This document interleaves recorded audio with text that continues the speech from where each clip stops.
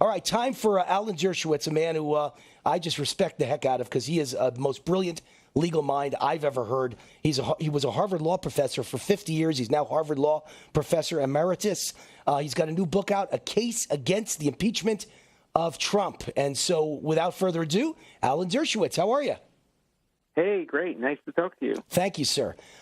Here's the deal, Alan. I'm a conservative Jew from Columbia University, a raving conservative since the day I was born. I was handing out literature for Barry Goldwater at the age of 3 in my dad's arms. And you've always been, I think, a liberal, a moderate, reasonable one, but a liberal. But lately, every time I hear you or watch you, you're on my team. We're on the same side. I don't know if you know it or not, but I think you're becoming a conservative Jewish lawyer. I really do.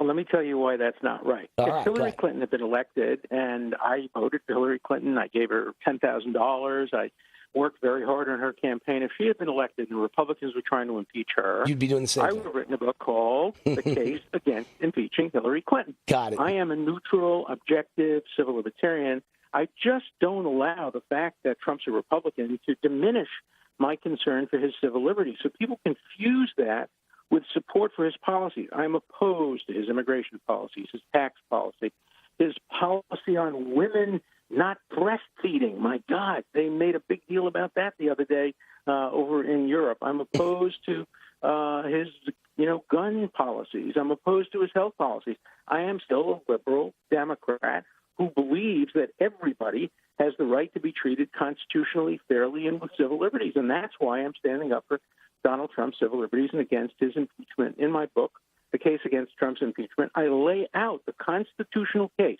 about why he should not be impeached based on the evidence as we now know it, because he hasn't committed any crime. And you need to commit a crime to be impeached, at least in my view. All right, so you just made 2 points. One, I'm wrong. You're not turning into a conservative.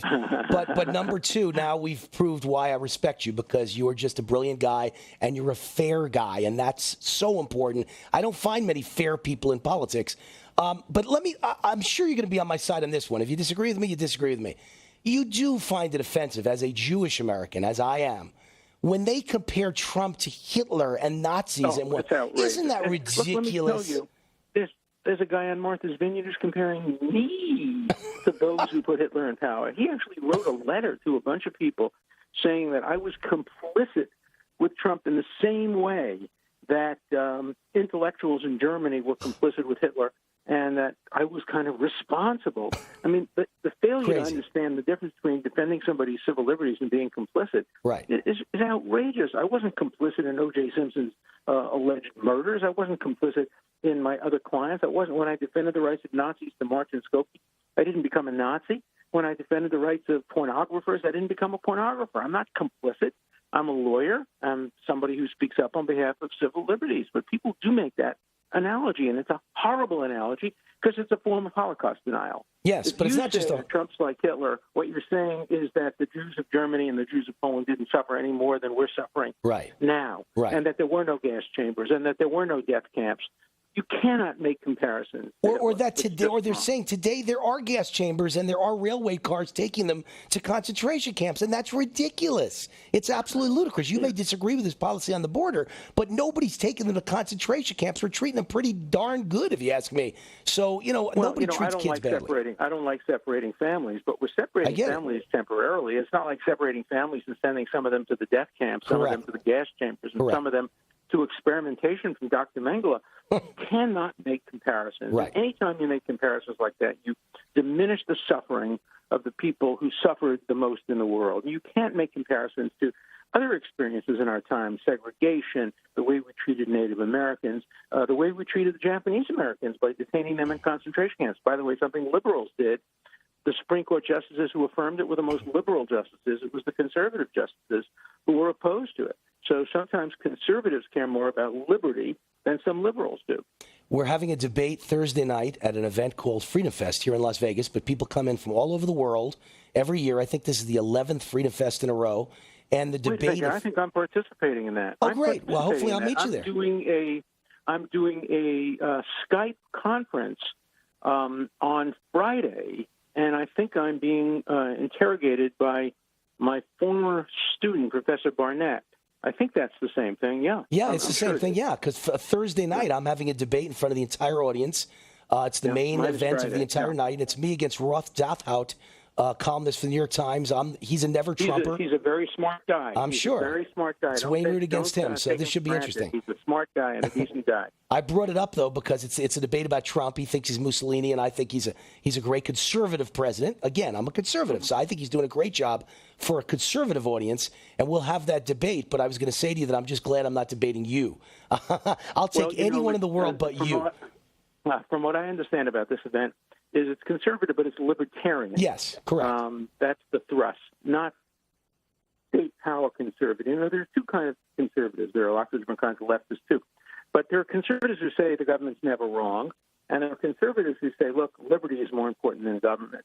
And I'm on the libertarian side. Yes. And on the left, there are liberals like me who support generally equal rights for everybody. And then there are the radicals who don't want free speech, who don't want tolerance, who don't want your side to have any rights to speak on college campuses or anything like that. And I'm totally opposed to the radical left. I fight the radical left, and particularly the anti-Semitism and the anti-Israel attitudes on the hard left. You know, it's interesting because the conservatives managed to get rid of the hard right people who are anti-Semitic or anti-Israel, people like Pat Buchanan and some others. But the left hasn't done a good enough job. There are still too many anti-Semites on the left today, and too many anti-Israel people. Forget about hasn't done a good enough job. They've attracted them by the millions. I mean, if you're anti-Israel, you're a Democrat today. It's as simple as that. I mean, when I meet evangelical Christians, they're the number one supporters of Israel in the world. Thank God for evangelical Christians.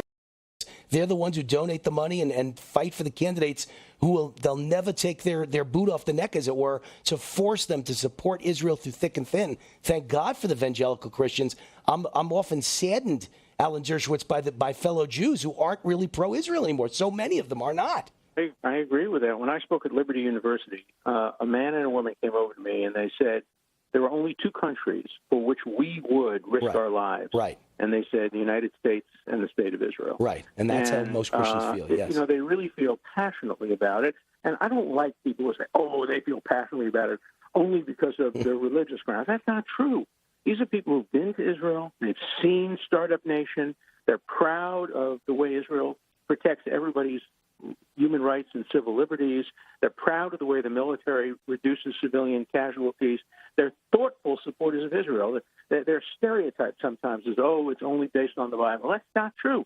It's in part based on the Bible, okay, but that's not the only basis for support for Israel. Yeah, but guess what? I've never cared why someone likes me. As long as they like me, I'm happy. So if they like Israel because it's based on their support of the Bible, or if they like Israel because someday they hope Christ comes back and he'll convert all the Jews to Christian, I'm not worried about that. All I care about is the first part. You like Israel, you stand behind them, you support them. I'm not worried about the reason, right? Winning's winning. So in any case, we got far off topic, but it's a great topic. I've enjoyed it. But I want to talk about Brett Kavanaugh as the Supreme Court nominee for Donald Trump. So tell me where you stand on Brett Kavanaugh. Well, you know, he went to Yale Law School, like I did. Mm-hmm. He was first in his class, like I was. Mm-hmm. He then went to teach at Harvard Law School, like I did. How can I not at least like that aspect of his background? I love his family story. He goes and works in soup kitchens, feeding people. He's deeply committed to his faith. He is a very decent person. Everybody I know likes him and trusts him. Look, we're going to disagree. I'm going to disagree with a lot of his decisions, and I'm going to read them carefully, and I'm going to respect them.